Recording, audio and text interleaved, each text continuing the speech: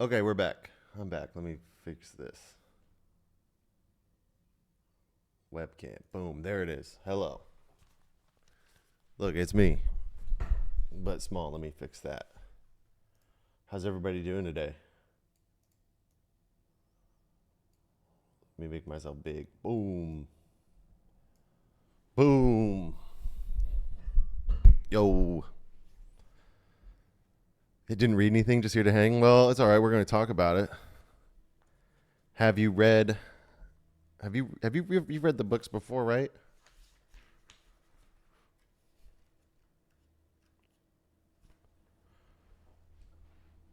Let's see.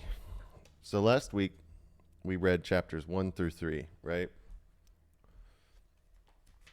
This week we're nope, still on your list. All right, well,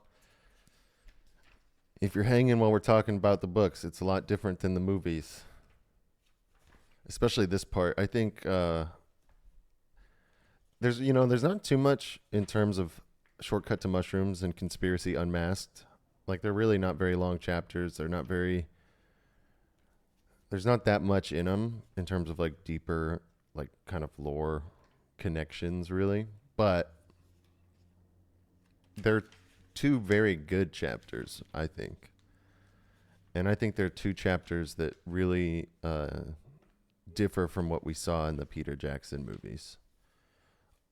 Three's Company is as well, obviously, with all of the Gildor and glory and, of the House of Finrod. When is Mr. Bombadil? Next week is going to be Mr. Bombadil. Next week is going to be Mr. Bombadil. You only read chapter 4, though? It's all right. We'll talk about chapter 5. We'll get you caught up. Chapter 5 is real short. Shortcut to Mushrooms is a good chapter, though. Nobody told you Tolkien got jokes? Tolkien got jokes. He's clever. Like, what part was having you laugh the most?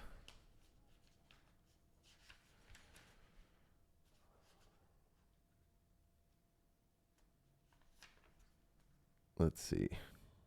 So I'm looking at my book before I start in earnest. Spent at least 25 hours in the Barrow Downs in Lotro. I mean, the Barrow Downs is one of my favorite chapters. Fog on the Barrow Downs is one of my favorite chapters in the whole book. And that's, a part as we all know, that was completely omitted from the movies for reasons, like decent reasons. One thing I will say though is after reading these chapters yesterday, I was thinking about I think they really highlight just how different leaving the Shire is in the movies. It like when I watch the movies now, I'm like, wow, this all happens so fast in the movies,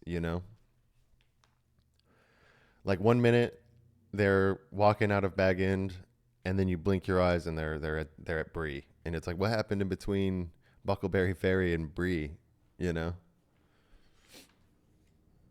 What's up, Scrunch?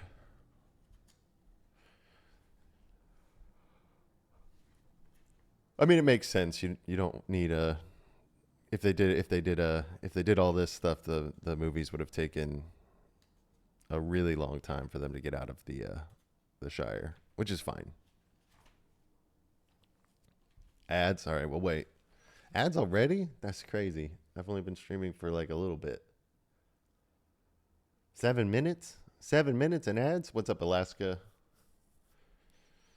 Barely glimpse the elves. No Farmer Maggot. No Crick Hollow. No Fatty Bee. No Tommy B. No Barrow Downs. No Old Forest, for that matter.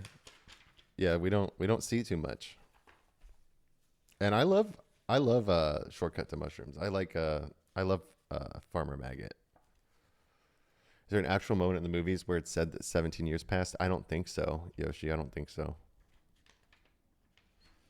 It's really not that important. Like the 17 years isn't that important for the telling of the actual story, I don't think. I think it's more of a shock when you're reading it for the first time, like, dang, it's been a while. But I think that it's fine omitting that, doing a movie, making a movie, you know.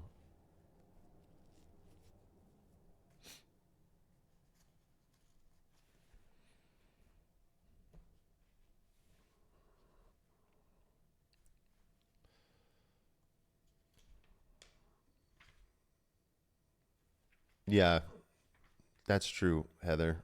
Uh, it takes it takes time. Okay, so far when we read, we saw Bilbo's birthday party, we saw Shadow of the Past, where Frodo learns all about the ring and all this cool stuff. Then we got him, Pippin, and Sam finally leaving, encountering some Nazgul, running into Gildor and Glory, and getting some not advice from the elves in the Shire. And then they're taken off. Probably get this all the time. Found you on TikTok. Absolutely love your work. Oh, well, thanks. I appreciate you popping into the stream. I try. We're doing book club. We're talking about Lord of the Rings. Real shocker there. A real shocker there. What's up, Lay? Okay. You also see Lurky. You also see him sticking his scythe up and down in the air when he's running the hobbits off. But I think that we're going to see one of the reasons why I prefer the books, especially the leaving of the Shire, why I prefer the books in this chapter, in A Conspiracy Unmasked, and I'll get into that later. Talking about which book? Okay, we are talking about. Let me turn the music down. We are talking about Fellowship of the Ring, chapters 4 and 5. The Lord of the Rings by J.R.R. Tolkien. You know, if you think about it, The Lord of the Rings is really just, he could have just named the book Sauron. Like, that's who that is, right? Could have just named it Sauron instead of putting his whole title in there.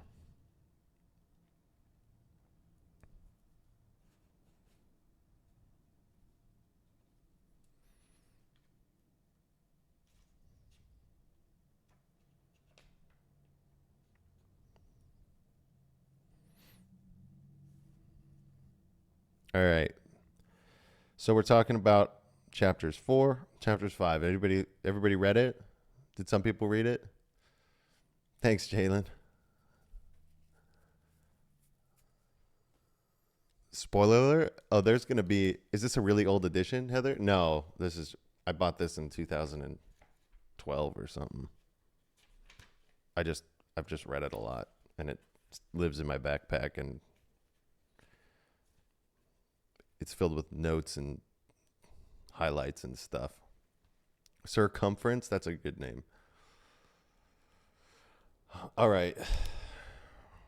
Well, I guess let's start. We figure out how to start. So they wake up in Shortcut to Mushrooms. They wake up after spending the night with the elves. Right?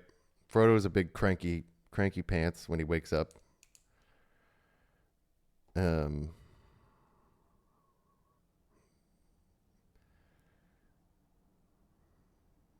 Sam, because Pippin's asking him about Pippin's asking about if he found anything out from Gildor. He says not much, only hints and riddles, said Frodo evasively. Did you ask about the sniffing? We didn't discuss it, said Frodo with his mouth full. You should have. I'm sure it's very important. In that case, I'm sure Gildor would have refused to explain it, said Frodo sharply. And now leave me in peace for a bit. I don't want to answer a string of questions while I'm eating. I want to think. Good heavens, said Pippin. At breakfast? I love Pippin. But it's interesting there. It's not interesting. It's like Frodo's one of those don't even talk to me until I've had my coffee kind of people. Don't even talk to me. Like maps and doors. Yeah, it's true, Yoshi. Yeah, this thing just stays in my backpack. Except for last week. Last week when I was using a different book because this one was in my toolbox. I left it in my toolbox. So he asks, he's asking Sam, Sam, I'm leaving the Shire as soon as ever I can. I've made up my mind, and now not even to wait a day at Crick Hollow if it can be helped. And he said, very good, sir. You still mean to come with me? And I do. And then Frodo's telling him, it's already dangerous, and most likely neither of us will come back. And here Sam says, because Sam is the best, if you don't come back, sir, then I shan't. That's certain, said Sam. Don't you leave him, they said to me. Leave him, I said. I never mean to. I'm going with him if he climbs to the moon, and if any of those Black Riders try to stop him, they'll have Sam Gamgee to reckon with, I said, and they laughed. Who are they, and what are you talking about? The elves, sir. And this part's true, they seem a bit above my likes and dislikes, so to speak, answered Sam slowly. It doesn't seem to matter what I think about them. They're quite different from what I expected. So old and young, and so gay and sad, as it were. It's a good observation about the elves, right? Time moves differently for them. We all need, yeah. It breaks me the movie every time.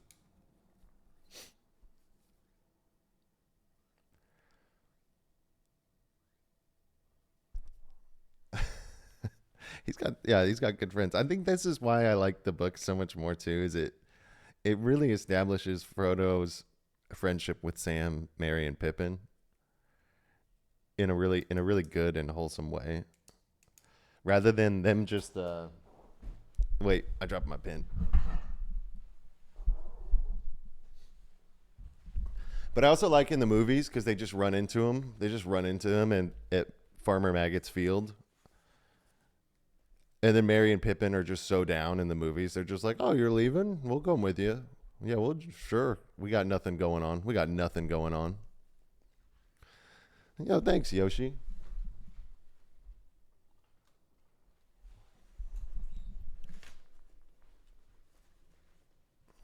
Yeah, I agree.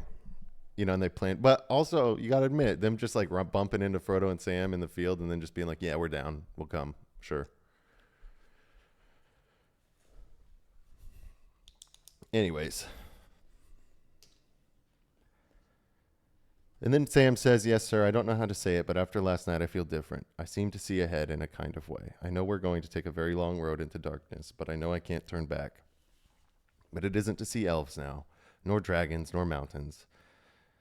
That I don't really rightly know what I want, but I have something to do before the end, and it lies ahead, not in the Shire, and I must see it through, sir, if you understand me. And he's right. I love these moments with Sam, though, that happen throughout the book. Sam is quite a thoughtful dude. He thinks, I love the way Sam thinks. I don't know how to explain it, but I just like the way his brain works.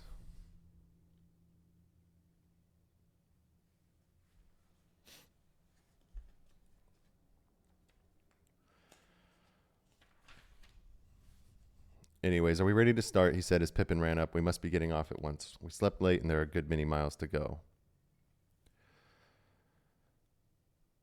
And here we say, I've finished. Frodo says that he's finished both now between eating and thinking. And I'm going to make for Buckleberry Ferry as quickly as possible. I'm not going out of the way. Back to the road we left last night. I'm going to cut straight cross country from here. Then you're going to fly, said Pippin. You won't cut straight on foot anywhere in this country. We can cut straighter than the road anyways, answered Frodo. The ferry is east from Woodhall, but the hard road curves away to the left, and you can see a bend of it north away over here. It goes around the north end of the Marish so as to strike a causeway from the bridge above Stock. But that's miles out of the way, and we could save a quarter of the distance if we made a line from the ferry from where we stand. And here says Pippin, shortcuts make long delays. And ain't that the truth? So they get into a little argument here. Pippin says he counted on passing the Golden Perch at Stock before sundown, the best beer in the East Farthing, or used to be. That settles it, said Frodo. Shortcuts make delays, but inns make longer ones. At all costs, we must keep you away from the Golden Perch. We want to get to the Buckleberry Ferry before dark. What do you say, Sam?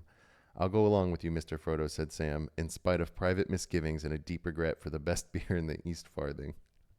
Then if we're going to toil through bog and briar, let's go now. And so they decide to leave the road that they'd been following, cut straight across country.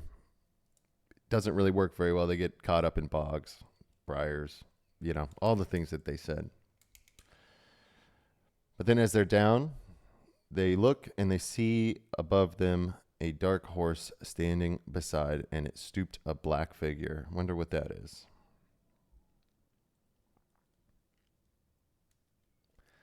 That's your favorite part so far? The best beer in the Savvy, the best beer in the East Farthing part? Yeah, I like that part.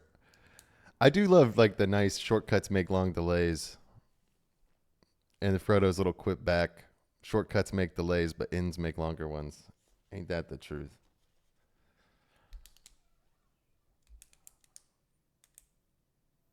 Yeah, no, I agree, Seabass, for sure. I think that we'll see in Conspiracy Unmasked in the next chapter. I really, really, really like the next chapter. I like this chapter a lot too. It shows them cutting through some pretty rough country within the Shire, right? But then this part,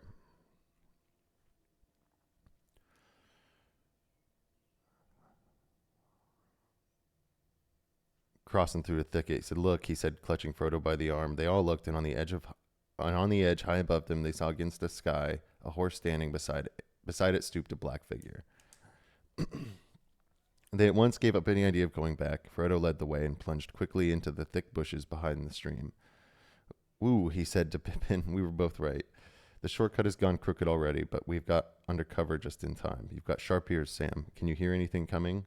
And they stood still, almost holding their breath as they listened, but there was no sound of pursuit. "I don't fancy he would try bringing his horse down that bank," said Sam, "but I guess he knows we came down it, and we better be going on." So Nazgul's hot on the trail, right? They get across the stream, just kind of explaining like the woods and stuff.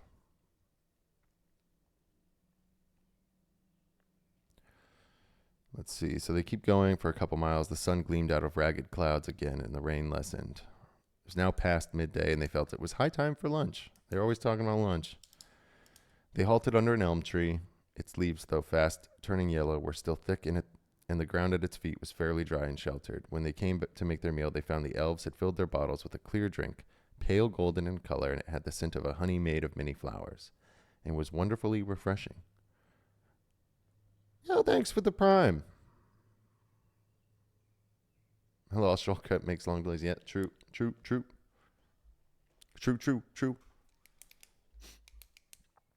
Hobbits are nothing if not relatable. I too am always thinking about lunch. Yeah, they do love their food. If I can shout out Sarah, yeah. Shout out Sarah. Shout out Sarah. Easy.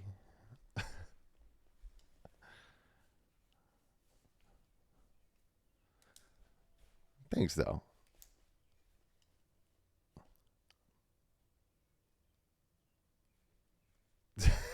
Sweet, this worked for me too, Sarah Montana.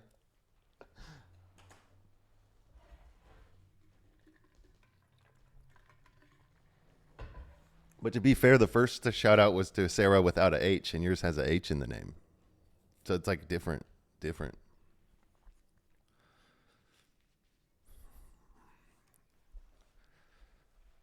All right. I take the H is silent. Well, it's not Sarah.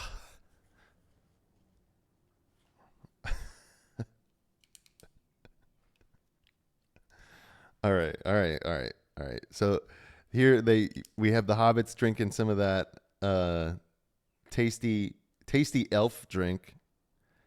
All of the elf drink sounds great, especially when we get to the Miruvar. I want some Miruvar from Elrond in the later chapters. I'm jumping ahead. Anyways, here they sing another little song. Nothing cool in that one. Tolkien, I think Tolkien wrote this whole book just as a way to publish his poetry, really.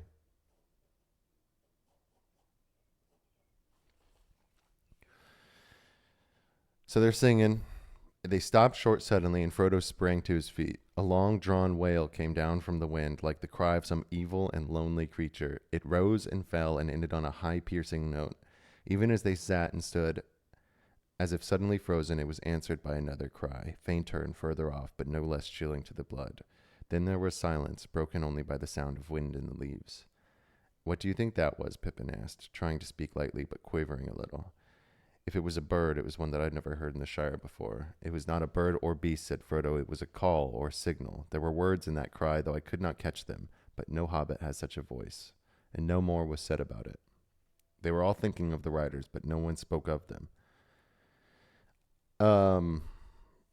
Spooky, very spooky. But I think that the movies absolutely nailed. You could play video instead of singing the songs. That's not a bad idea. I'll find some. There's some of the songs that I'll go through, but yeah. Have a good work session, Wild Soul. The Nazgul screech in the movies is amazing.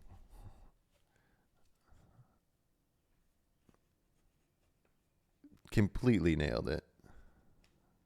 I think. I can't picture it sounding any different, honestly. It's so badass. I forgot how they did it. I just watched the video, like the behind the scenes video of how they made the sound.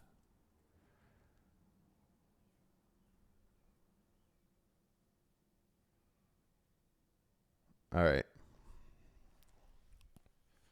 Fran Walsh. Just, I could never do it.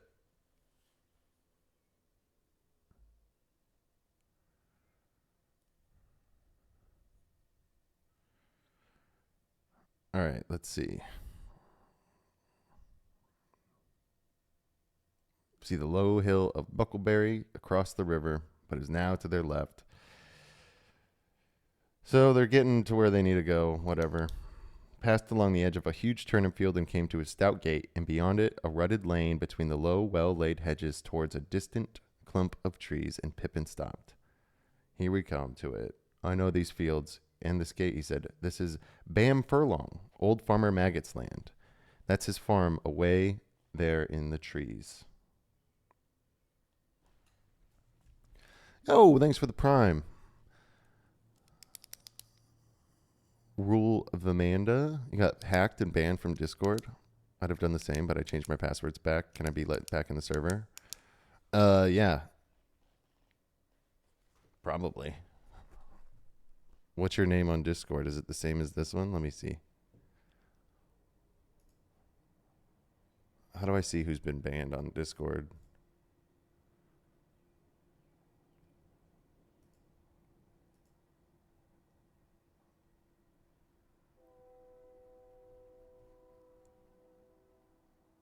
The same? Okay. I don't know how to see. I don't know how Discord works. Where's Wild Soul? No, it's fine. I'll figure it out.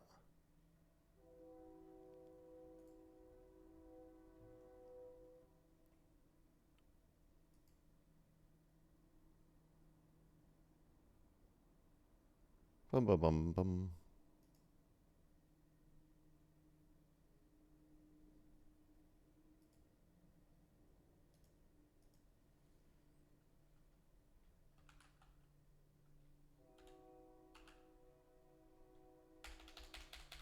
I'll try to find it when we're done talking. I'll get you back in though.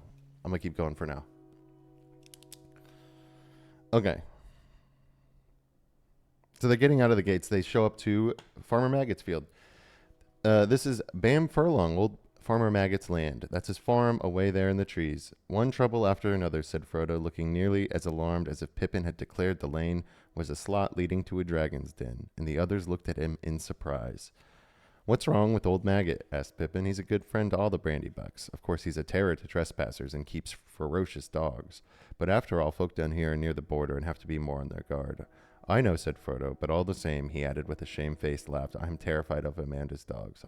I've avoided his farm for years and years. He caught me several times trespassing after mushrooms when I was a youngster at Brandy Hall. On the last occasion, he beat me and then took me and showed me to his dogs. See, lads, he said, next time you see this young varmint sets foot on my land, you can eat him. Now see him off. And they chased me all the way to the ferry. I've never gotten over that fright, though I dare say the beasts knew their business and would not have really touched me. Farmer Maggot don't take shit from nobody. He beat him. He beat him. You're late. It's all right, Will. We haven't gotten to too much. It's all right. Take it easy, Amanda. Hope you feel better. They beat him. Yeah, Farmer Maggot don't play. Pippin laughed. Well, it's time you made it up, especially if you're coming to live in Buckland. Old Maggot really is a stout fellow if you leave his mushrooms alone. So let's get into the lane and we shan't be trespassing. And if we meet him, I'll do the talking. He's a good friend of Mary's, and I used to come with him a good deal at one time. So they went along the lane until they saw the thatched roofs of a large house and farm buildings peeping out among the trees ahead. The Maggots and the puttyfoots of stock and the most inhabitants of the Marish were house dwellers, and this farm was stoutly built of brick and had a high wall around it. There was a wide wooden gate opening out of the wall into the lane. Suddenly, thanks for the bits. Suddenly, as they drew nearer, a terrific baying and barking broke out, and a loud voice was heard shouting, "Grip, Fang, Wolf, come on, lads." Frodo and Sam stopped dead, but Pippin walked on a few paces. The gate opened, and 3 huge dogs came pelting out into the lane. They dashed toward the travelers, barking fiercely. They took no notice of Pippin, but Sam shrank against the wall, while 2 wolfish-looking dogs sniffed at him suspiciously and snarled if he moved. The largest and most ferocious of the 3 halted in front of Frodo, bristling and growling. Through the gate there appeared a broad, thick-set hobbit with a round red face. Sorry. Thanks.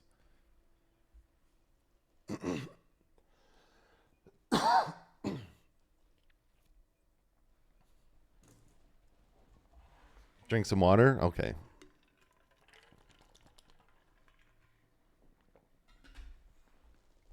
Aren't dogs probably larger than hobbits? Probably. Maybe. They probably weigh more than a hobbit. Unless maybe he's got chihuahuas. Maybe he's got like little, like little boutique dogs or something. Yeah, fierce corgis. They could be.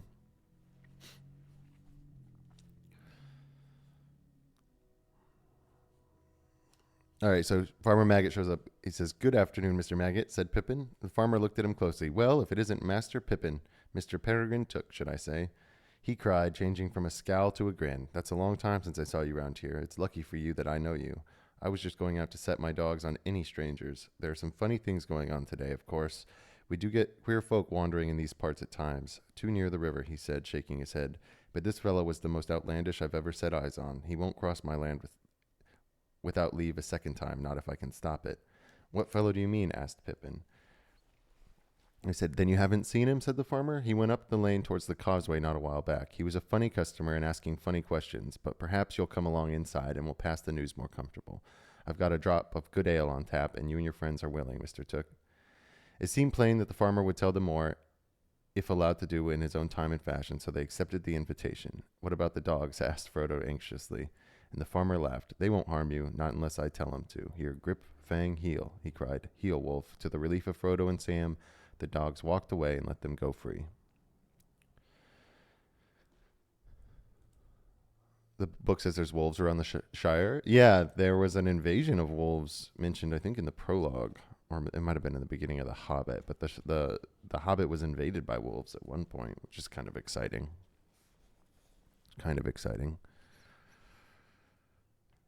Anyways, Pippin introduced the other 2 to the farmer. So I'm reading a lot of this chapter because there's really not that much like deeper stuff, but I love Frodo and Farmer Maggot. You may not remember him, but he used to live at Brandy Hall. At the name Baggins, the farmer started and gave Frodo a sharp glance. For a moment, Frodo thought the memory of stolen mushrooms had been aroused, and that the dogs would be told to see him off. But Farmer Maggot took him by the arm. "Well, if that isn't queerer than ever," he exclaimed. "Mr. Baggins, is it? Come inside. We must have a talk." They went into the farmer's kitchen and sat by the wide fireplace, and Mrs. Maggot brought out beer in a huge jug and filled 4 large mugs. It was a good brew, and Pippin found himself more than compensated for missing the golden perch. Sam sipped his beer suspiciously. He had a natural mistrust of the inhabitants of other parts of the Shire, and he was also not disposed to be quick with friends with anyone who had beaten his master however long ago. After a few remarks about the weather and the agricultural prospects, Farmer Maggot put down his mug and looked at them all in turn.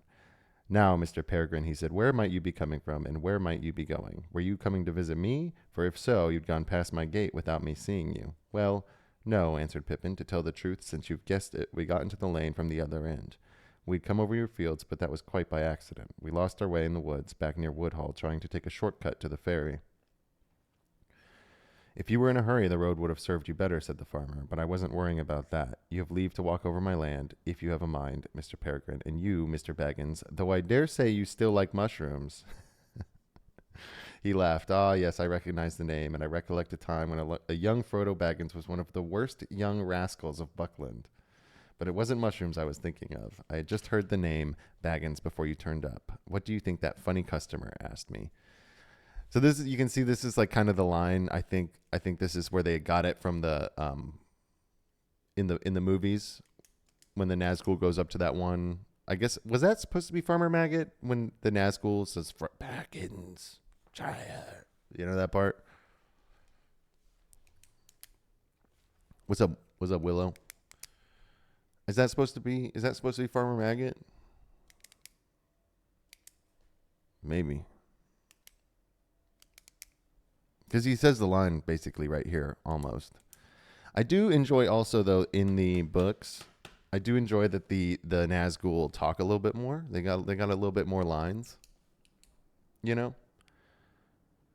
They waited anxiously for him to go on. Well, the farmer continued, approaching his point with slow relish. He came riding on a big black horse at the gate, which happened to be open, and right up to my door. All black he was himself, too, cloaked and hooded up as if he did not want to be known. Now, what in the Shire can he want, I thought to myself. We don't see many of the big folk over the border. Anyway, I'd never heard of any like this black fellow. Good day to you, I says, going out to him. This lane doesn't go anywhere, and wherever you may be going, your quickest way will be back to the road. And I didn't like the looks of him. When Grip came out, he took one sniff and let out a yelp as if he'd been stung, and he put down his tail and bolted off howling. And the black fellow sat quite still. I like that Farmer Maggot has no issue just walking straight up to an Nazgul and being like, get out. Get out of here.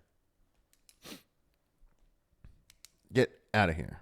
Yeah. It does happen in the movie. I guess that is Farmer Maggot in the movie. I just never really... He didn't seem like a farmer to me. And the guy in the movie is scared of the Nazgul. But Farmer Maggot ain't scared of nobody. Farmer Maggot ain't scared of nobody. Anyways, the Nazgul says, I come from yonder, he said, slow and stiff-like, pointing back west, over my fields, if you please.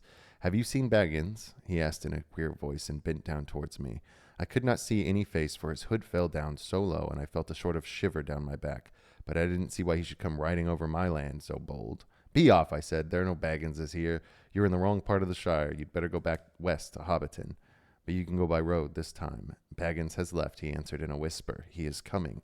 He is not far away. I wish to find him. If he passes, will you tell me? I will come back with gold. Nazgul love promising people gold. No, you won't, I said. You'll go back to where you belong, double quick, and I'll give you 1 minute before I call all my dogs. He gave a sort of hiss. It might have been laughing. It might not. Then he spurred his great horse right at me, and I jumped out of the way only just in time. I called the dogs, but he swung off and rode through the gate and up the lane towards the causeway like a bolt of thunder. What do you think of that? Frodo sat for a moment looking at the fire, but his only thought was how on earth would they reach the ferry. I don't know what to think, he said. Bet those dogs would mess up that Nazgul. I'm saying. Farmer Maggot could take the Nazgul. Farmer Maggot could have been a ring bearer, to be honest. Probably. He probably could have done it. Then I'll tell you what to think, said Maggot. You should never have gone mixing yourself up with Hobbiton folk, Mr. Frodo. So, yeah, he's telling him. When I heard that you'd left the Brandy Bucks and gone off to that old Mr. Bilbo, I said that you were going to find trouble. Mark my words, this all comes from those strange doings of Mr. Bilbo. His money was got in some strange fashion in foreign parts, they say. Maybe there is... maybe there is some of that want to know what has become of all the gold and jewels that he buried in the hill of Hobbiton, as I hear.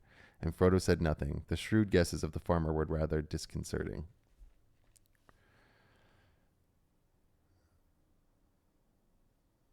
Well, Mr. Frodo Maggot went on, I'm glad that you've had the sense to come back to Buckland, and my advice is stay there and don't get mixed up with the outlandish folk. You'll have friends in these parts. If any of these black fellows come after you again, I'll deal with them. I'll say you're dead or have left the Shire or anything you like, and that might be true enough for as like as not it is old Mr. Bilbo they want news of. Oh, so Farmer Maggot thinks that they want Mr. Bilbo, not Frodo, because they're just saying Baggins, right? They're not saying Frodo. Yo, what up, Mexi?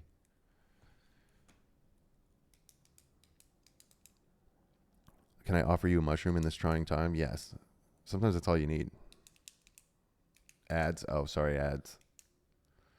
Hey, Mexi, how do I unban somebody from Discord?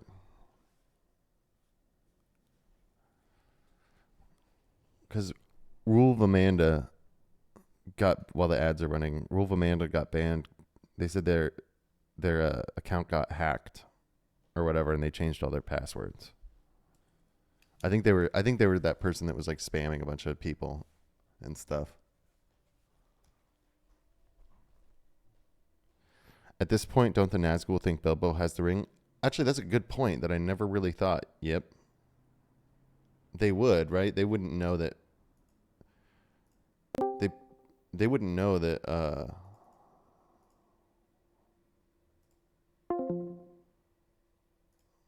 they wouldn't, would they? Yeah, they don't know that. Thanks, Mexi. I couldn't figure out how to do it.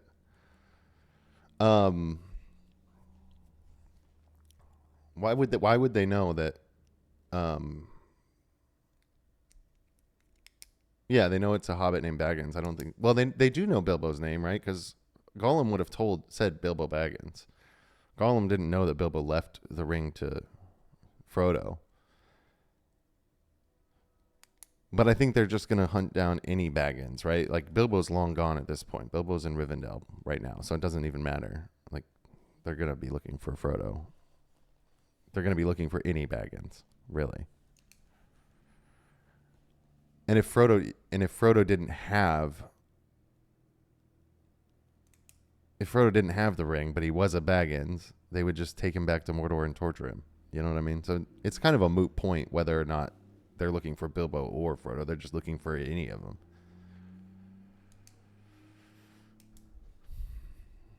I don't know. We can go back later. We can go back to the old chapter where Gandalf talks about his hanging out with his old friend Gollum. Anyways, so Maggot looked at him thoughtfully. Well, I see you have ideas of your own, he said. It is plain to my nose that no accident brought you and that rider here on the same afternoon, and maybe my news was no great news to you after all. I'm not asking you to tell me anything you have in mind to keep to yourself, but I see you're in some kind of trouble. Perhaps you're thinking it won't be too easy to get to the ferry without being caught. I was thinking so, said Frodo, but we've got to try and get there, and it won't be done by sitting and thinking, so I'm afraid we must be going. Thank you very indeed for your kindness. I've been in terror of you and your dogs for over 30 years, Farmer Maggot, and though you may laugh to hear it, it's a pity, for I've missed a good friend, and now I'm sorry to leave so soon, but I'll come back perhaps one day, if I get a chance. You'll be welcome when you come, said Maggot, but now I've got a notion. It's near sundown already, and we're going to have our supper. For we mostly go to bed soon after the sun, and if you and Mr. Peregrine and all could stay and have a bite with us, we would be pleased. And so should we, said Frodo, but we must be going at once, I'm afraid. Even now it will be dark before we can reach the ferry. But wait a minute. I was going to say, after a bit of supper, I'll get out a small wagon and I'll drive you all to the ferry. That'll save you a good step, and it might also save you trouble of another sort. Frodo now accepted the invitation gratefully, to the relief of Pippin and Sam. The sun was already behind the western hills, and the light was failing. 2 of Maggot's sons and his 3 daughters came in, and a generous supper was laid on the large table. The kitchen was lit with candles, and fire was mended, and Mrs. Maggot bustled in and out. 1 or 2 of the hobbits belonging to the farm household came in, and in a short while 14 sat down to eat. There was beer in plenty and a mighty dish of mushrooms and bacon. Besides much other solid farmhouse fare, the dogs lay by the fire and gnawed rinds and cracked bones. Sounds like a lovely little dinner there. Here, you can just type !Discord. It'll get you a link to the Discord.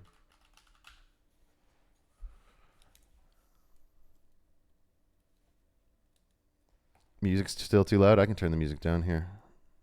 I can never tell what the mix thinks. All right. So, Mr. Maggot gets the hobbits in his little wagon.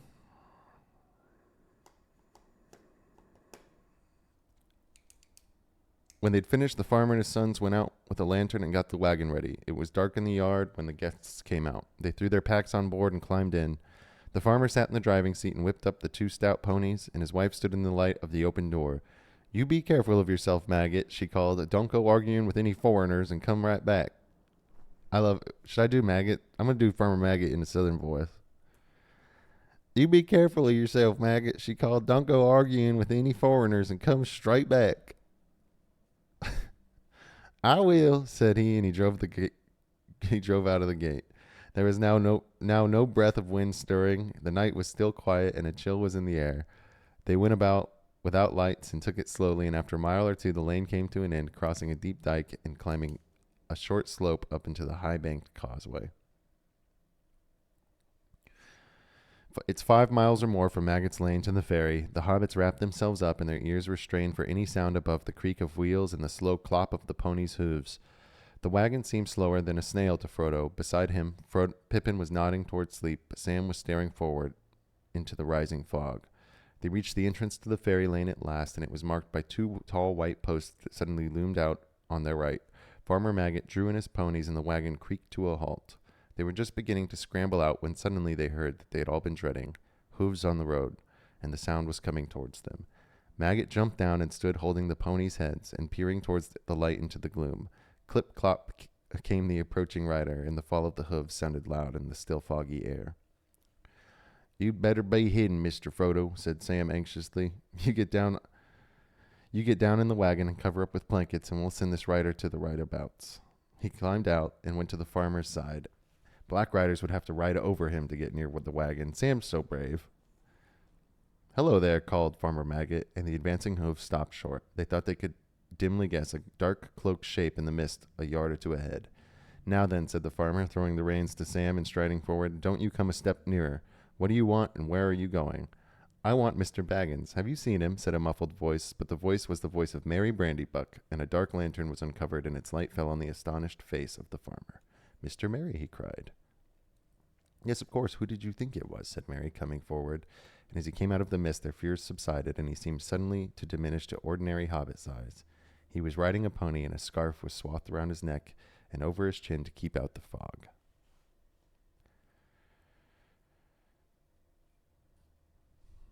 I love that Sam moment. Yeah, it's a good one. It's a good Sam moment.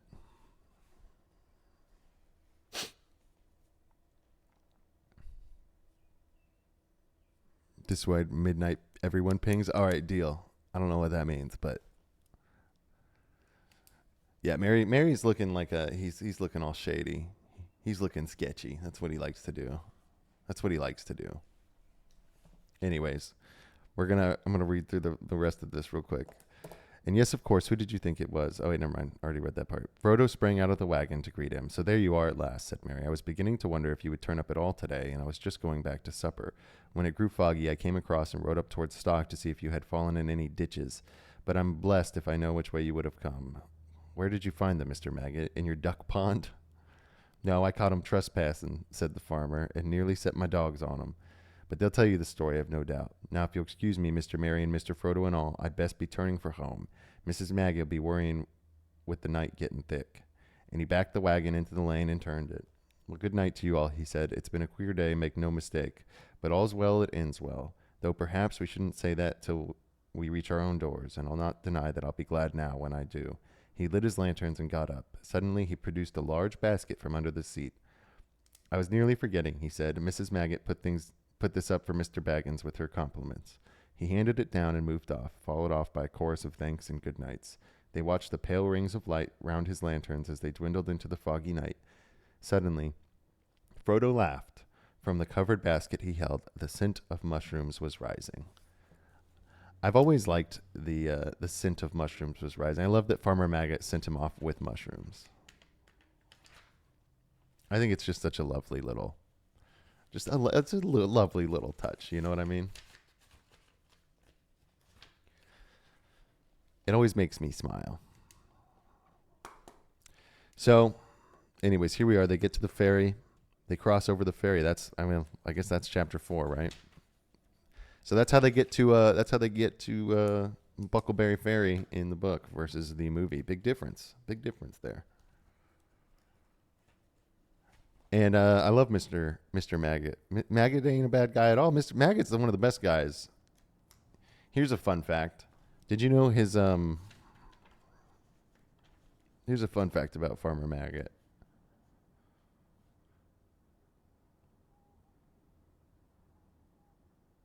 Grip, Fang, and Wolf, his dogs, Grip, Fang, and Wolf, related to Huon from the Silmarillion. And that's actually not true. There's no relation. I made that up. But in my head canon, why not? Why not? Why can't they be related to Huon, right?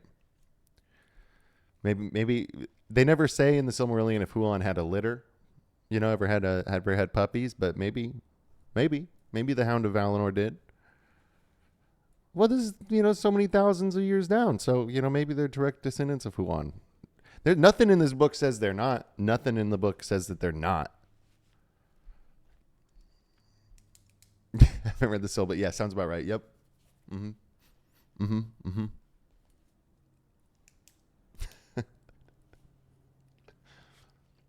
Okay. So now chapter 5, canon until proven. Yeah, somebody try to prove me wrong. I'll admit that it's not true if somebody can prove me wrong. Deal? Deal. All right. So they cross the ferry in chapter 5. There's really not that much in these chapters, but I do like them. They get down, they're passing by. It explains, Brandy Hall, which I think is pretty cool. Brandy Hall's an interesting. I've always liked the idea of seeing Brandy Hall. I wish we could have seen it in the movie. Behind loomed up Buck Hill, and out of it, through stray shrouds of mist, shone many round windows, yellow and red, and they were the windows of Brandy Hall, the ancient home of the Brandy Bucks. I always wanted to see Brandy Hall. Yeah, chapter 5. Yeah, that's my favorite part of the chapter. It's one of my favorite parts of the Fellowship of the Ring, honestly. I remember when I read this for the first time after having only seen the movies, at being like, dang, I didn't know that. I didn't know all that. And so you get an idea of the Bucklanders and stuff, how they're kind of their own independent little sliver from the rest of the Four Farthings of the Shire. I think it's funny how the people in the Shire call people in Buckland colonists, and hobbits in Bree call the whole of the Shire colonists. It's kind of funny to me. Oh yeah, no, Brandy Hall would have been crazy to see. Brandy Hall, they say it was excavated by Gorthindad Oldbuck, head of the Oldbuck family, crossed the river and changed his name to Buckland or whatever. But it says that he built and excavated Brandy Hall. So I think in my head, I picture Brandy Hall as a mix of hobbit holes, both dug and built up over the ground, like as close to a hobbit mansion as you could really get. In my head, I picture it as like both being built and excavated, but I don't know. Don't they have beef with the Baggins? No, Frodo's mom was a Brandy Buck. What's up, Chop Magic? She was a Took. Oh yeah. No, they don't got beef. I don't remember. I'm not good with lineages, okay? When I read the family trees in the back, I just get confused. What's up, linkage? He is part Brandy Buck, though. Yeah, it's all confusing. Like, you can look at the family tree in the back of the book, and it's just, like, come on. I don't know how all that works. Tolkien was really into, like, family lineages and, like, family stuff. Like, he liked all that stuff a lot. That's not really my thing. Genealogy, that's the word I was looking for.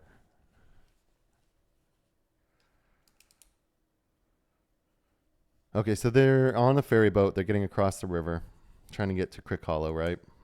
And the four hobbits stepped off the ferry. Mary was tying it up. Pippin was already leading the pony up the path when Sam, who had been looking back as if to take farewell of the Shire, said in a hoarse whisper, "Look back, Mr. Frodo. Do you see anything?" And on the far stage, under the distant lamps, they could just make out a figure, and it looked like a dark black bundle left behind. But as they looked, it seemed to move and sway this way and that, as if searching the ground, and it crawled or went crouching back into the gloom beyond the lamps.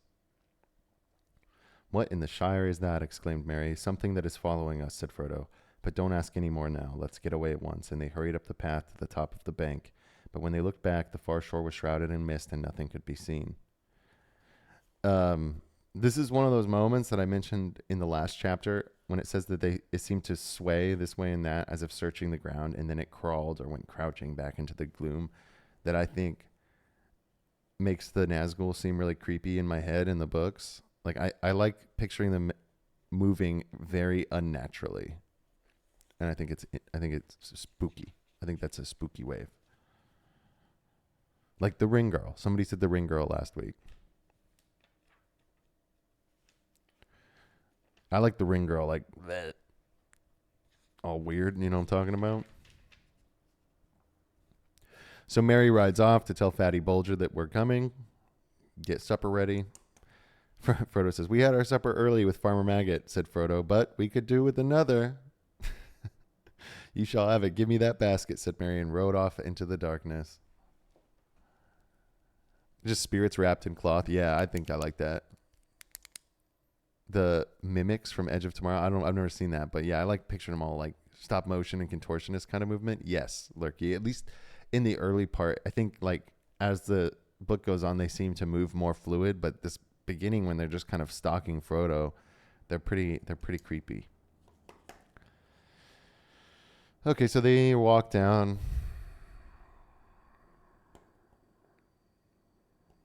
And they get to Crick Hollow. As they walked up the green path from the gate, no light was visible. Let's see. I'm changing it. This song, I don't like that one.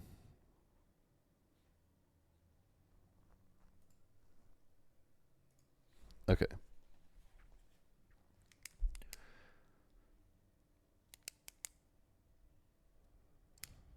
The creepy snake-like ground movement, though, yeah. Okay, so they get to Crick Hollow. And as they walked up the green path from the gate, no light was visible, and the windows were dark and shuttered. Frodo knocked on the door, and Fatty Bulger opened it. Fatty Bulger mentioned, "Best Hobbit." A friendly light streamed out, and they slipped in quickly and shut themselves in the light inside. They were in a wide hall with doors on either side in front of them, and passages ran back down the middle of the house. "Well, what do you think of it?" asked Mary, coming up the passage. "We've done our best in short time to make it look like home. After all, Fatty and I only got here with the last cartload yesterday." Frodo looked around. It did look like home. Many of his own favorite things, or Bilbo's things, they reminded him sharply of him in their new setting, were arranged as nearly as possible as they'd been at Bag End. It was a pleasant, comfortable, welcoming place, and he found himself wishing that he really was coming here to settle down in quiet retirement. It seemed unfair to have put friends to all this trouble, and he wondered again how he was going to break the news to them that he must leave them so soon. Indeed, at once, yet that would have to be done that very night, before they all went to bed. "It's delightful," he said with an effort. "I hardly feel that I've moved at all." And so they all have a bath. They all take baths together because apparently this house in Crick Hollow has a bathroom with 3 bathtubs in it and a copper full of boiling water. 3 bathtubs. I used to think that's extreme. Coming from TikTok, what you stream? Orestes IO. Right now we're just talking. We're doing a weekly book club where we're talking about Lord of the Rings. So right now I'm reading part of and discussing chapters 4 and 5 of the Fellowship of the Ring. Outside of that, I stream mostly playing World of Warcraft. Mostly World of Warcraft. But other stuff too sometimes. There's no gaming today, but I'll probably be on tonight, honestly, because I don't work tomorrow. So I'll probably be on tonight. Is your eyesight bad or the camera out of focus? Oh, the camera's out of focus because my webcam sucks and I can't figure out how to make it focus. Here, I can try. Ooh.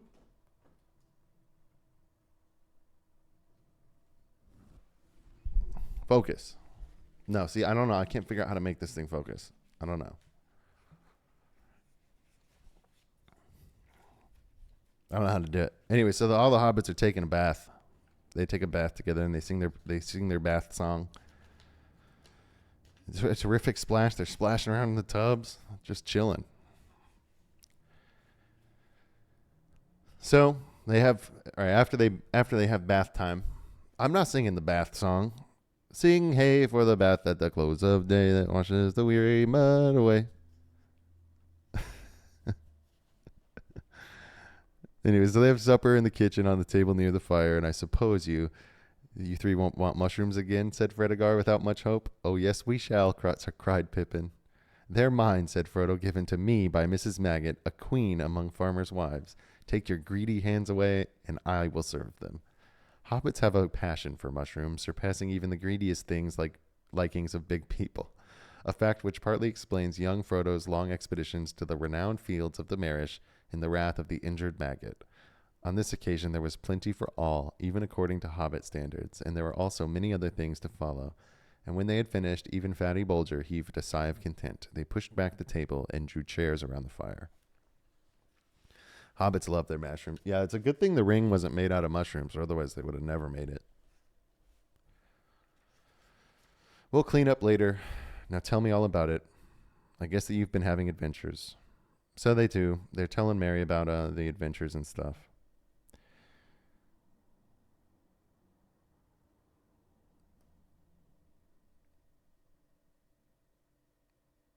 So Frodo doesn't really want to tell the story, I guess. And what are they? Black figures riding on black horses, answered Pippin. If Frodo won't talk, I'll tell you the whole tale from the beginning. He then gave an account of their journey from the time when they left Hobbiton, and Sam gave various supporting nods and exclamations, while Frodo remained silent. I should think you were making it all up, said Mary, if I had not seen that black shape on the landing stage and heard all the queer sound in Maggot's voice. What do you make of it all, Frodo? Cousin Frodo has been very close, said Pippin, but the time has come for him to open out. So far, we've been giving nothing more than to go on Farmer Maggot's guess that it has something to do with Bilbo's old treasure. That was only a guess, said Frodo hastily. Maggot doesn't know anything. Old Maggot is a shrewd fellow, said Mary, and a lot goes on behind his round face that does not come out in his talk. I've heard that he used to go in the old forest one at a time, but he has the reputation of knowing a good many strange things. But you can at least tell us, Frodo, whether you think his guess was good or bad. Old Forest mentioned, because Tom Bombadil is going to come back. Old Tommy B. Tommy B and Farmer Maggot are BFFs. We all know that. Anyways. I think, answered Frodo slowly, that it was a good guess, as far as it goes. There is a connection with Bilbo's old adventures, and the writers are looking for, or perhaps one ought to say searching for him, or me. I also fear, if you want to know, that this is no joke at all, and that I am not safe here or anywhere else. He looked around windows and walls, and he was afraid that they would suddenly give way. The others looked at him in silence and exchanged meaning glances amongst themselves. It's coming out in a minute, whispered Pippin to Mary, and Mary nodded. Well, said Frodo at last, sitting up and straigning his back as if he'd made his decision. I can't keep it dark any longer. I've got something to tell you all, but I don't know quite how to begin. I think I could help you, said Mary quietly, by telling you something of it myself. What do you mean, said Frodo, looking at him anxiously. And just this, my dear old Frodo, you are miserable because you don't know how to say goodbye. You meant to leave the Shire, but danger has come on you sooner than you expected, and now you are making up your mind to go at once, and you don't want to, and we're very sorry for you. I love this part. I love this part where all of the hobbits in this house, between Fatty Bulger, Sam, Mary, Pippin, they all know everything, basically. I think it's just wonderful. Frodo opened his mouth and shut it again. His look of surprise was so comical that they laughed. Dear old Frodo, said Pippin, did you really think that you'd thrown dust in all our eyes? You've not been nearly careful or clever enough for that. You've obviously been planning to go and saying farewell to all your haunts this year since April. We've constantly heard you muttering, shall I ever look down into that valley again, I wonder, and things like that, and pretending that you'd come to the end of your money and actually selling your beloved Baggin to those Sackville Bagginses, and all those close talks with Gandalf. Good heavens, said Frodo, I thought I'd been both careful and clever, and I don't know what Gandalf would say. Is all the Shire discussing my departure, then? Oh, no, said Merry, don't worry about that. The secret won't keep for long, of course, but at present it is. I think only known to us conspirators. After all, you must remember, we know you well, and are often with you. We can usually guess what you're thinking. I knew Bilbo, too, to tell you the truth. I've been watching you rather closely ever since he left. I thought you would go after him sooner or later, and indeed I expected you to go sooner, and lately we've been very anxious. We've been terrified that you might give us the slip and go off suddenly all on your own like he did. Ever since this spring, we've kept our eyes open, and you've done a good deal of planning on our own account. You're not going to escape so easily. If you could retroactively fan cast Fatty Bulger into the movie, who would play him? Henry Cavill. I have no idea. I love the idea of Frodo thinking he's subtle, walking around dramatically, muttering about whether he's ever going to see the Shire again. Yeah, no, for sure. 100%. Yeah, you really thought we didn't hear you going crazy, dude?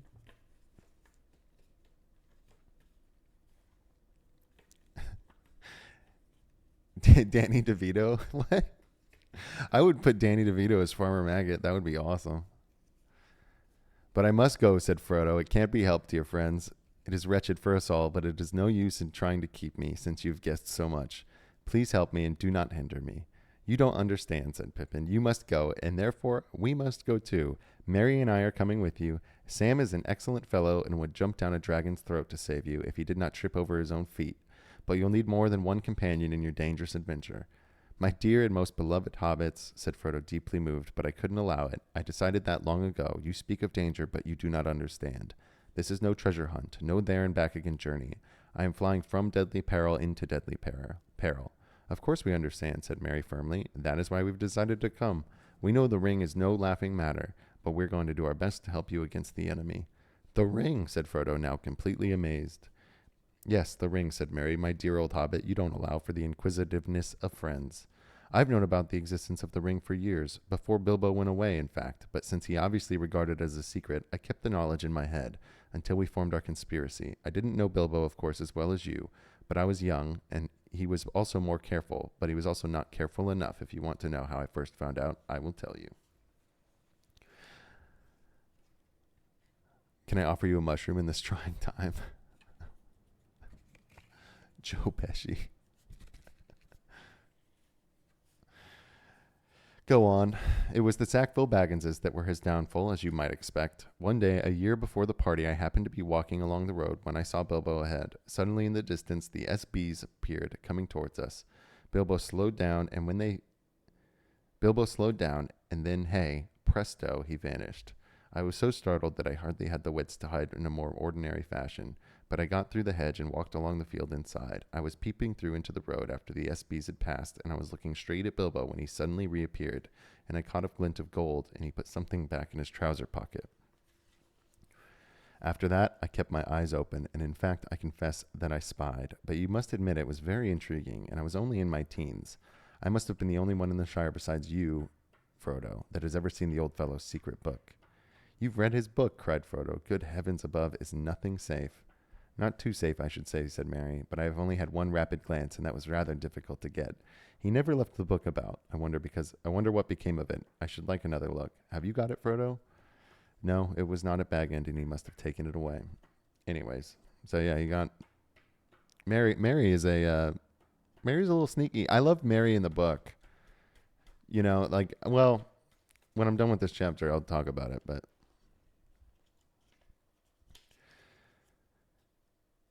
so now they're looking around. Okay, yeah. I kept my knowledge to myself till this spring when things got serious, and then we formed our conspiracy. And as we were serious too and meant business, we have not been too scrupulous.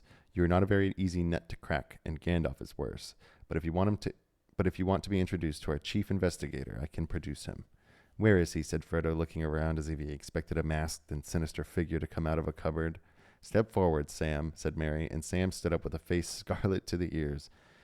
Here's our collector of information, and he collected a lot, I can tell you, before he was finally caught, in which I may say he seemed to regard himself as on parole and dried up. Sam, cried Frodo, feeling that the amazement could go no further, and quite unable to decide whether he felt angry, amused, relieved, or merely foolish. Yes, sir, said Sam, begging your pardon, sir, but I meant no wrong to you, Mr. Frodo, nor to Mr. Gandalf for that matter. He had some sense, mind you, and when he said go alone, he said no, take someone you can trust. But it doesn't seem that I can trust anyone, said Frodo. And Sam looked at him unhappily. It all depends on what you want, put in Merry. You can trust us to stick you through thick and thin to the bitter end, and you can trust us to keep any secret of yours closer than you keep it yourself. But you cannot trust us to let you face trouble alone and go off without a word. We are your friends, Frodo. Anyways, there it is. We know most of what Gandalf has told you. We know a good deal about the ring. We are horribly afraid, but we are coming with you or following you like hounds. And after all, sir, added Sam, you did ought to take the elves' advice. Gildor said you should take those as was willing, and you can't deny it. You are a set of deceitful scoundrels, he said. But bless you, he laughed, and getting up and waving his arms, I give in, and I will take Gildor's advice. If the danger weren't so dark, I should dance for joy. Even so, I can't help feeling happy, happier than I've felt in a long time. I had dreaded this evening. And so that's it. You know, the conspiracy's unmasked. No, this is conspiracy. Yeah, the conspiracy was unmasked in the book. They figured, oh, wait, my webcam finally decided to focus.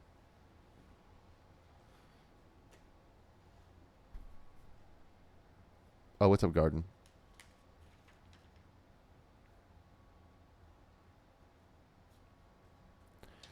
So they talk, and they talk about how they're going to leave, you know, and basically they decide they need to go through the old forest. We'll skip a few chapters, or paragraphs. Frodo sat for a while and thought, and I've made up my mind, he said finally. I'm starting tomorrow as soon as it's light, but I'm not going by road. It would be safer to wait here than that. If I go through the north gate, my departure from Buckland will be known at once, and instead of being secret for several days at the least as it might be. And what's more, the bridge and the east road near the borders will certainly be watched, whether any rider gets into Buckland or not. We don't know how many there are, but there are at least 2 and possibly more. The only thing to do is go, off in quite an unexpected direction. But that can only mean going into the old forest, said Fredegar, horrified. You can't be thinking of doing that. It's quite as dangerous as Black Riders. Not quite, said Merry. It sounds very desperate, but I believe Frodo is right. It is the only way of getting off without being followed at once, and with luck we might get a considerable start. But you won't have any luck in the old forest, objected Fredegar. No one ever has luck in there. You'll get lost. People don't go in there. Oh, yes, they do, said Merry. The Brandybucks go in, occasionally, when the fit takes 'em. We have a private entrance. Frodo went in once, long ago. I've been in several times, usually in daylight, of course, when the trees are sleepy and fairly quiet. Well, do as you think best, said Fredegar. I am more afraid of the old forest than anything I know about. The stories about it are a nightmare, but my vote hardly counts, as I'm not going on the journey. Still, I'm very glad that someone is stopping behind who can tell Gandalf what you've done, when he turns up, as I'm sure he will before long. Fond as he was of the Frodo, Fatty Bulger had no desire to leave the Shire, nor to see what lay outside it. His family came from the East Farthing, from the Budgeford and the Bridgefields, in fact, but he had never been over the Brandywine Bridge. His task, according to the original plans of the conspirators, was to stay behind and deal with the inquisitive folk and keep up as long as possible the pretense that Mr. Baggins was still living at Crick Hollow. He had even brought along some of the old clothes of Frodo to help him in playing the part. They little thought of how dangerous that part might prove. Excellent, said Frodo, and when he understood the plan, we could not have left any message behind for Gandalf otherwise.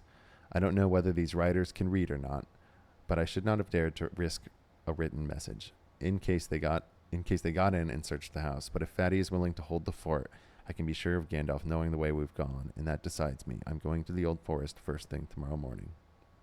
Do you think Nazgul can read?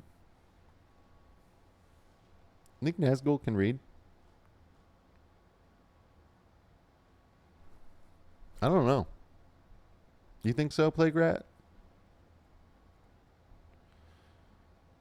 Well, I know that they used to be able to read, but like, do you think if you live in like the weird unseen world as a Nazgul does and lose your physical form, like, Think they can still read? Do you think they can see well enough to read?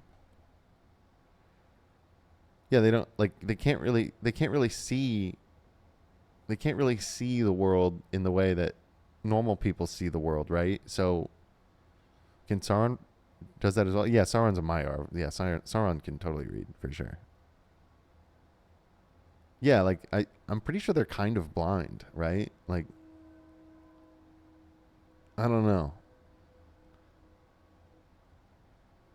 I don't know. Maybe they can. Maybe they can't. They got that. They got that smell braille. They got that smell braille.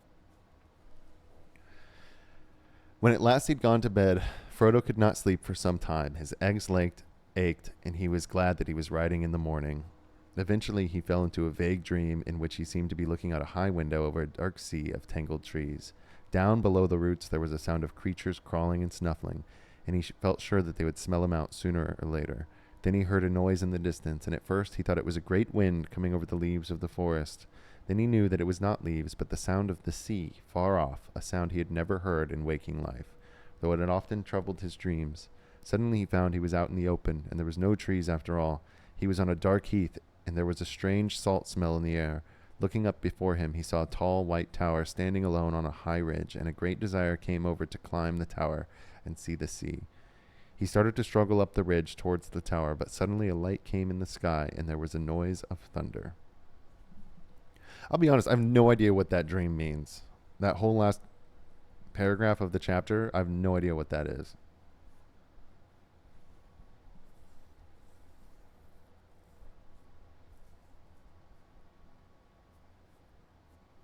Like, no idea.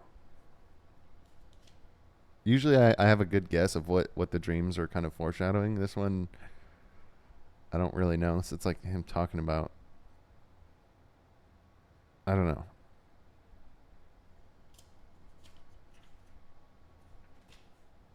Isn't it supposed to be Saruman's betrayal? I feel like there's a different one with that, but it's a white tower, and Orthanc is not a white tower, right? And it's not even near the sea. Like, Orthanc's pretty far from the sea. It could be.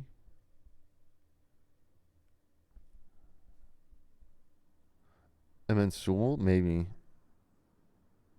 I don't know. I was wondering what that one is. Usually the dreams are pretty more things. All right, so those are the two chapters that we wanted today. I think that it's a really lovely, good. I think they're good chapters. I think they're pretty decent. I think they're a lot different than what we saw in the movies, which I enjoy. I do love that the hobbits conspired in a well, yeah, I mean, this is coming to an end too, Chop Magic, so hope you had a decent lunch. He's probably foreseeing his departure from Middle-earth. I thought that, Heather, too. I don't know. Frodo never, that's the only time he comes near the sea. He does, yeah. He leaves with Elrond and Galadriel and Gandalf and Bilbo. And probably some others. I don't remember. It's been a while. But yeah, I love the hobbits having their own little conspiracy. I love Frodo thinking he's slick, but he's just talking to himself. Sam doesn't leave with Frodo. Sam leaves. He does leave Middle Earth, but Sam leaves later. Sam got to spend time with Rosie Cotton, dude. Frodo only stays in Middle Earth for what? I think Frodo only stays for like 3 or 4 years after the events of the Ring. Sam stays till he's an old man. Hangs out with Rosie Cotton and has kids. Tuora and Umo? Yeah, that's much more Tuora and Umo for sure, that dream. I don't know. How many times have I read the trilogy? 5, 6, maybe. I don't know. 7, somewhere in there. I've read different parts of it. Like at this point, sometimes I'll just reread a chapter. And when I say I just reread a chapter, I'm talking about the Council of Elrond. Chapter 2, Book 2. Best chapter ever written, probably. That'll be a 10-hour stream, a 24-hour stream talking about the Council of Elrond.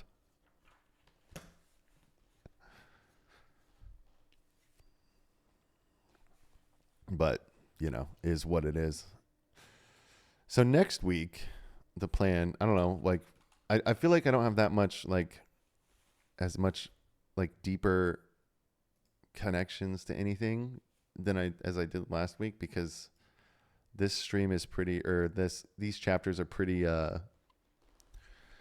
chill, the filibuster of Elrond. These chapters are pretty chill. Like, they're really not that exciting. I love Farmer Maggot. I love the conspiracy unmasked. I love Fatty Bolger. I love how brave the hobbits are at the beginning, in the books, in the movies, and I think they did this for a good reason. But in the books, the hobbits start off just knowing what's up. They're very brave. They're committed to the bit. And you'll see it throughout. I think they have much more of a character development of them finding their courage in the movies and stuff. But in the books, I think they kind of start out quite a bit more stout-hearted than a lot of them are. Are you going to read the appendices as well? I'm going to read some of the appendices. Yeah, when we get to the end, we're going to do some of the appendices, and then we'll do. I'll probably just read the appendices on stream, for the most part. Kind of just like I have been doing. Like, I'll definitely do Appendix B. Maybe we'll do some Appendix B. It's just really just a timeline, though. But definitely Appendix A. We'll read Appendix A. Appendix A is huge. We don't need to read Appendix C. That's family trees. Don't really need to read the calendars unless you want to. Appendix F. We'll probably do some Appendix F. And then that'll get us at a really good spot to read the Silmarillion. Yeah, Appendix A is amazing. Yeah. What are appendix? I don't know what all of the. How heavy are you on the academic approach, like the histories of Middle Earth? Tom Huck. To be honest, it's not very. I have them and I've kind of read them, but I've never dove into them too much. So I'm not that much of a scholar in that way. But I mean, we could try to read them on here one of these days, but they're dense.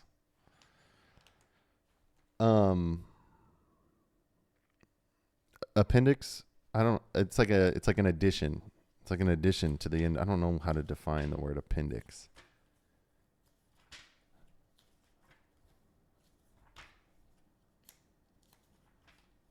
But in the back, it's a lot of information that kind of explains stuff in the book.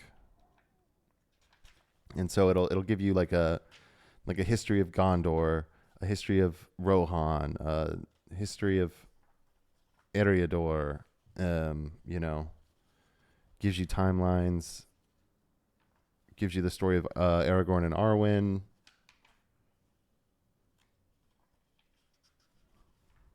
Gives a lot of cool information. Supplemental material to the story, yeah. It really adds a lot of history to the book. It contextualizes a lot of what they're talking about in here. And then, you know what I'm saying? So that's what it is. But next week we're going to be reading chapters. Let's see. We're going to be reading chapters.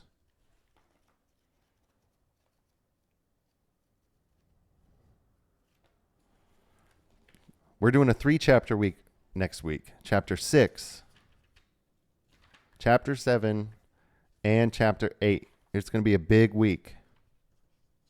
6, 7, and 8. It is Fog on the Barrow-Downs, one of my favorite, and we got to do these 3 together because this is the Tommy B, the Tom Bombadil trilogy.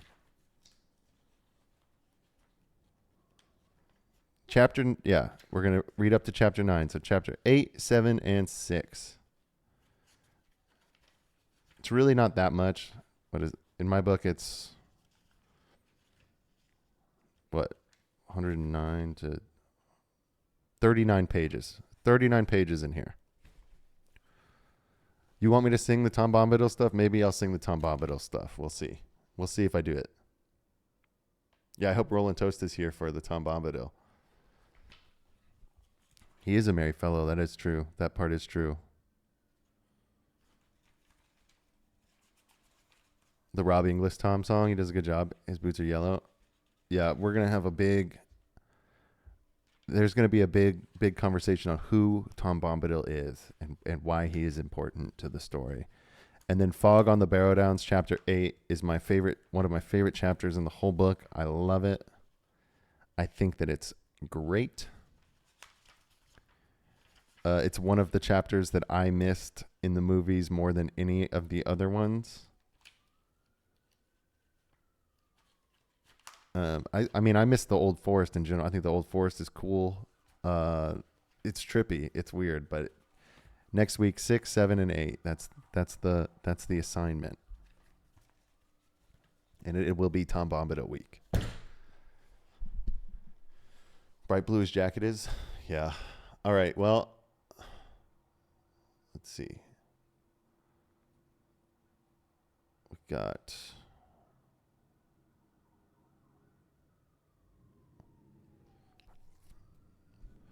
Just got approved for Friday off. Hell yeah. Did we get some barrows in ROP? Yes, we did. Yeah, we saw them. They were cool. They were super cool. But still, there's a scene. I don't know if you've read it, but if you haven't read the book, there's a scene in the Barrow Downs with the Barrow White that I just think is so cool. So cool. Mike Lurk. Hell yeah, dude. We're gonna be doing chapters 6, 7, and 8 next week. 3-chapter week. Next week's all Bombi.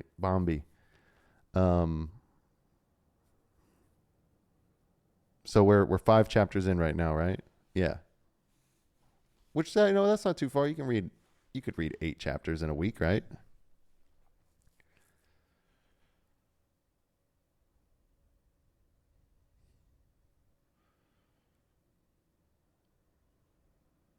Did someone ever spend the $100,000? No, yeah, nobody's ever spent $100,000 for Wonderwall, but there is a clip of me playing Wonderwall 100 times. Are we doing Wednesday next week? Let me see. All right, so this is where it gets a little bit interesting or different because Wednesday is going to be next week is the first week of summer break. But I'm thinking we'll probably still do Wednesday, the 28th.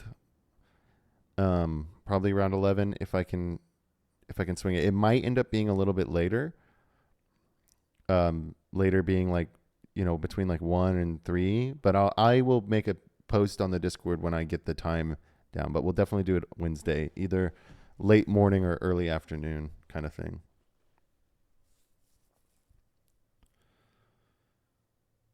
Sorry, I missed it. It's next week. Yeah, next week, 6, 7, 8.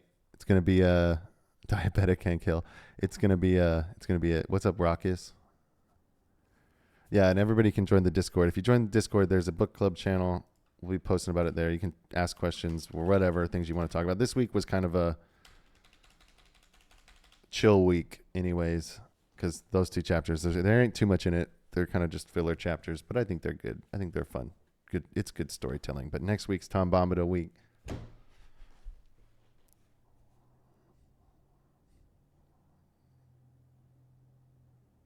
The White Tower Frodo sees maybe is the Palantir that looks to Valinor. It could be. The one that was in, I don't know. We'll have to think about it. But next week's a good one. There's some cool lore in Knife in the Dark that I'm excited to talk about. Or not Knife in the Dark, Fog on the Barrow Downs. I already know. There's one of my favorite scenes and some really cool lore.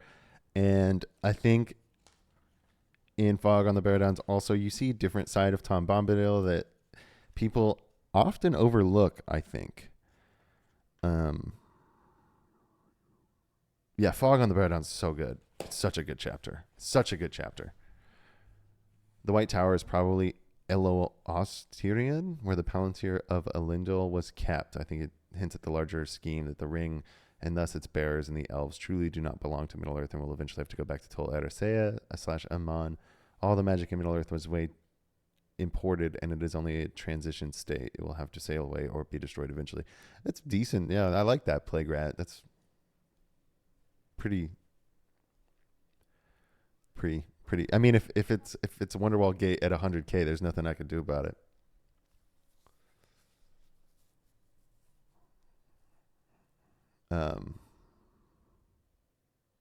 Gimme. Yeah, it's fun. I like talking about it. All right. Well, on that note, let's see. So are we all good? It's almost 1:00. I gotta go to the gym. I gotta go to the grocery store before I pick up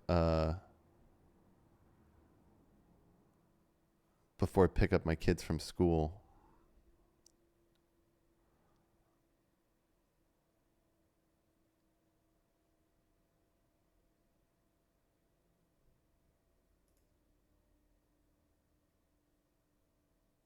Which is what it is. You know what I mean?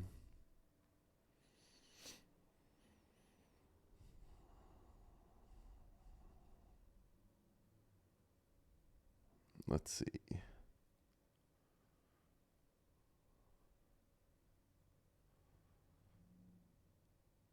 Go get wings. Expedition 33. Prepare for the next round of tornadoes. Rock and watch Rogue One. Wait. I will maybe do 2 of those things. But is it supposed to... Wait, are we supposed to have tornadoes tonight? Don't tell me we're supposed to have tornadoes tonight. I don't want tornadoes tonight. It looks pretty clear where I'm at. But this next weekend will probably be another tornado watch weekend. Yeah, thanks for everybody for popping in. It's a good time. By the way, I will probably be on tonight. I'll probably be streaming tonight after my kids go to bed, just doing some gaming and talking and stuff. I don't know what game I'm going to be playing, but one of them. I'll be playing one of them. Maybe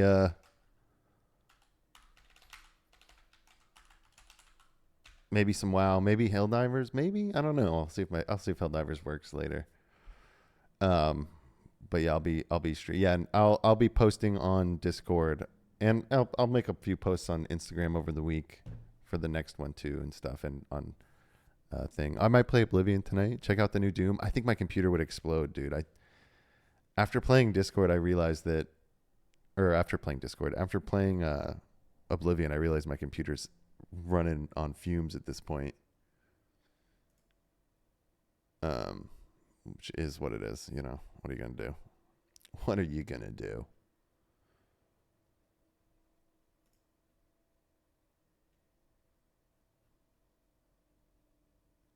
All right. Doom's better than Expedition. Oh, okay. I don't know why Expedition's so hard to run. All right, I'm gonna end it here. I gotta go to the gym. So y'all have a wonderful day. Thanks for popping in. Join the Discord, and I'll be on later tonight for a late night.